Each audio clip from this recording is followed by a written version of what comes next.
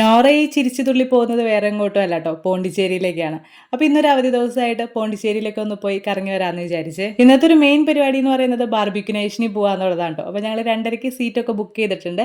അങ്ങനെ ഞങ്ങൾ വീട്ടിൽ നിന്ന് ഇറങ്ങി കുറച്ച് തന്നപ്പോഴാണ് കേട്ടോ റോഡ് സൈഡിൽ ഒരാളിരുന്ന് ചക്ക വെട്ടുന്നത് കണ്ടത്. തമിഴ്നാട്ടിൽ ചക്ക ഭയങ്കര കുറവാണ് കേട്ടോ. ഇതുപോലെ സീസൺ ആയി കഴിഞ്ഞ് കഴിഞ്ഞാൽ ഇതുപോലെ റോഡ് സൈഡിലും പെട്ടി ഓട്ടോറിക്ഷയിലൊക്കെ ആയിട്ട് ആളുകൾ ഇങ്ങനെ ഇരുന്ന് വിൽക്കുന്നത് കാണാൻ പറ്റും. ചക്ക കണ്ടാൽ പിന്നെ വണ്ടി നിർത്താതിരിക്കാൻ പറ്റില്ലല്ലോ. അപ്പോൾ അങ്ങനെ ഞങ്ങൾ വണ്ടി നിർത്തി 50 രൂപയ്ക്കാണ് കേട്ടോ ഞങ്ങൾ ഇത് മേടിച്ചത്. നല്ല അടിപൊളി ടേസ്റ്റ് ഒക്കെ ആയിരുന്നു കേട്ടോ. പോണ്ടിച്ചേരിയൊക്കെ എത്താറാവുമ്പോൾ ഉണ്ടല്ലോ ഇങ്ങനെ വഴിയിൽ നിറയെ നമുക്ക് ചൗക്കുമരങ്ങൾ കാണാൻ പറ്റുള്ളൂ. ഇതിങ്ങനെ പേപ്പർ ഉണ്ടാക്കാനായിട്ട് ഉപയോഗിക്കുന്ന ഒരു മരമാണ്. ഇതിവിടെ ഇങ്ങനെ ഒരു കൃഷി പോലെ അവർ ചെയ്യുന്നതാണ് കേട്ടോ. നമുക്ക് ഇതിന്റെ ഉള്ളിൽ കൂടെ ഒക്കെ പോകാൻ പറ്റും കേട്ടോ. ഇതിന്റെ ഉള്ളിൽ ചെന്ന് നിന്നാൽ നല്ല കാറ്റും നല്ലൊരു തണുപ്പൊക്കെയാണ്. ഞങ്ങളൊരു 12 മണിയൊക്കെ ആയപ്പോഴത്തേക്കും പോണ്ടിച്ചേരി എത്തിട്ടോ. അപ്പോൾ ഇനിയും സമയമുണ്ട്. അപ്പോൾ അതുകൊണ്ട് ഞങ്ങൾ ആരോവില്ലയിലൊന്ന് പോയി. ആരോവില്ലയിൽ ഇങ്ങനെ നടക്കാൻ ഭയങ്കര രസമാണ് കേട്ടോ. അപ്പോൾ ഞങ്ങൾ ഉള്ളിലേക്കൊന്നും പോയില്ല. ഞങ്ങൾ ജസ്റ്റ് ആ ഒരു ടിക്കറ്റ് കൗണ്ടർ വരെയാണ് കേട്ടോ പോയത്. ഈ ടിക്കറ്റ് കൗണ്ടറിന്റെ അവിടെ നിന്ന് ഒരു 30 മിനിറ്റ് ഒക്കെ നടക്കാനുണ്ട് കേട്ടോ മത്തർ മന്ദിറിലേക്ക്. സാധാരണ എല്ലാവരും നടന്നാണ് കേട്ടോ ഇത് പോകേണ്ടത്. പിന്നെ ഈ വയസ്സായ ആളുകൾ അല്ലെങ്കിൽ ചെറിയ കുട്ടികളൊക്കെ ഉണ്ടെങ്കിൽ ഇവിടെ വാൻ സൗകര്യമുണ്ട്. അപ്പോൾ ആ വാനിൽ കയറി പോകാൻ പറ്റും. അപ്പോൾ ഞങ്ങളുടെ കൂടെ കുട്ടിയുള്ള കാരണം അവർ വണ്ടിയിൽ പോയിക്കോളാനായിട്ട് പറഞ്ഞു. പക്ഷേ ഞങ്ങൾ കുറച്ച് നേരമൊക്കെ അവിടെ നോക്കി നിന്നെങ്കിലും വണ്ടി കണ്ടില്ല കേട്ടോ.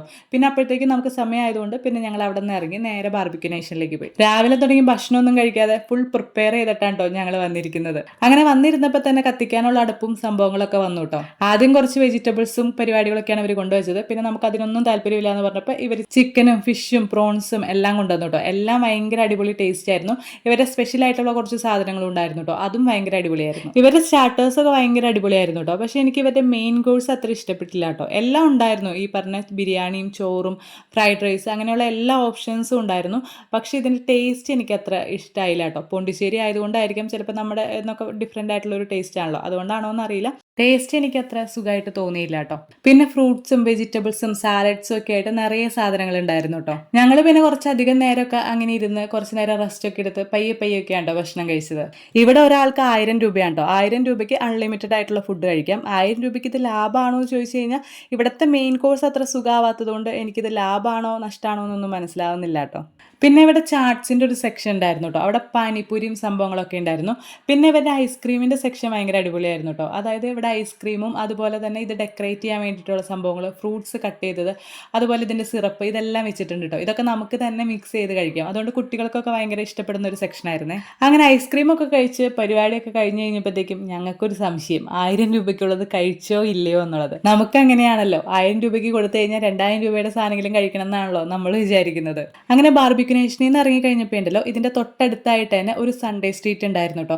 അതായത് ഞായറാഴ്ച ദിവസങ്ങളിൽ മാത്രം തുറക്കുന്ന ഒരു സ്ട്രീറ്റാണ്. വളരെ ചെറിയ പൈസയ്ക്ക് നമുക്ക് പല സാധനങ്ങൾ ഇവിടെ നിന്ന് മേടിക്കാൻ പറ്റും. അങ്ങനെ നടന്നപ്പോൾ ഉണ്ടല്ലോ ഇവിടെ പഴയ സാധനങ്ങൾ വിൽക്കുന്ന കുറേ ആൾക്കാരുണ്ടായിരുന്നു കേട്ടോ. നമ്മൾ വീട്ടിൽ പഴയതെന്ന് പറഞ്ഞ് കൊടുക്കുന്ന സാധനങ്ങളുണ്ടല്ലോ, അതൊക്കെ കൊണ്ടുവന്ന് വെച്ച് വിൽക്കുന്ന കുറേ ആൾക്കാർ ഇവിടെ ഉണ്ടായിരുന്നു കേട്ടോ. മിക്സിയും ഗ്രൈൻഡറും ഫാനും ഉൾപ്പെടെ ഫോട്ടോകളും സ്വിച്ച് ബോർഡുകളും എല്ലാം ഇങ്ങനെ കൊണ്ടുവന്ന് വിൽക്കുന്നുണ്ടായിരുന്നു കേട്ടോ. പാത്രങ്ങൾ ഉൾപ്പെടെ ഇതുപോലെ പഴയത് വിൽക്കുന്നുണ്ടായിരുന്നു കേട്ടോ. പഴയ കുക്കർ, വീട്ടിൽ ഉപയോഗിക്കുന്ന പാത്രങ്ങൾ, ഇതെല്ലാം പഴയതായിട്ട് വിൽക്കുന്നുണ്ടായിരുന്നു ഇവിടെ. പിന്നെ ഇവിടെ ഇങ്ങനെ നല്ല ഭംഗിയുള്ള ഭരണികളും സംഭവങ്ങളൊക്കെ ഉണ്ടായിരുന്നു കേട്ടോ. അങ്ങനെ കുറച്ച് നേരമൊക്കെ അതിൽ കൂടെ നടന്നിട്ട് പിന്നെ ഞങ്ങൾ നേരെ പോയത് ബീച്ചിലേക്കാണ് കേട്ടോ. ഈ പ്രാവശ്യം പോയത് സെറിനിറ്റി ബീച്ചിലേക്കാണ്. ഞങ്ങൾ ചെന്നപ്പോൾ ഒരു വൈകുന്നേരം സമയമായിരുന്നു. ഇവിടെ നിറയെ ബോട്ടുകൾ മീൻ പിടിക്കാനൊക്കെ പോകുന്നുണ്ടായിരുന്നു കേട്ടോ. അങ്ങനെ അതൊക്കെ കണ്ട് കുറച്ച് നേരം ഞങ്ങൾ അങ്ങനെ ഇരുന്നു. ഫിഷിംഗ് ബോട്ടുകൾ നിറയെ ഉള്ളൊരു ബീച്ചാണ് കേട്ടോ ഇത്. ഇവിടെ എപ്പോൾ വന്നാലും നമുക്ക് ഇങ്ങനെ നിറയെ ഫിഷിംഗ് ബോട്ടുകളും ആളുകൾ മീൻ പിടിക്കാൻ പോയിട്ട് വരുന്നതൊക്കെ നമുക്ക് കാണാൻ പറ്റും കേട്ടോ. അതുപോലെ തന്നെ നിറയെ ടൂറിസ്റ്റ് ആളുകൾ വരുന്ന ഒരു ബീച്ചും കൂടിയാണ് കേട്ടോ ഇത്. അങ്ങനെ ബീച്ച് കണ്ടപ്പോഴത്തേക്കും നോറയുടെ കുപ്പിയും പാട്ടയൊക്കെ ഇറക്കിയിട്ടു. അങ്ങനെ കുറച്ച് നേരമൊക്കെ അവിടെ ഇരുന്നിട്ട് ഞങ്ങൾ തിരിച്ചു പോന്നു. അപ്പോൾ ഇതൊക്കെയാണ് ഇന്നത്തെ പോണ്ടിച്ചേരി വിശേഷങ്ങൾ. അപ്പോൾ ശരി എന്നാൽ ബൈ. വീഡിയോ ഇഷ്ടപ്പെട്ട ലൈക്ക് ചെയ്യാനും സബ്സ്ക്രൈബ് ചെയ്യാനും മറക്കണ്ട കേട്ടോ.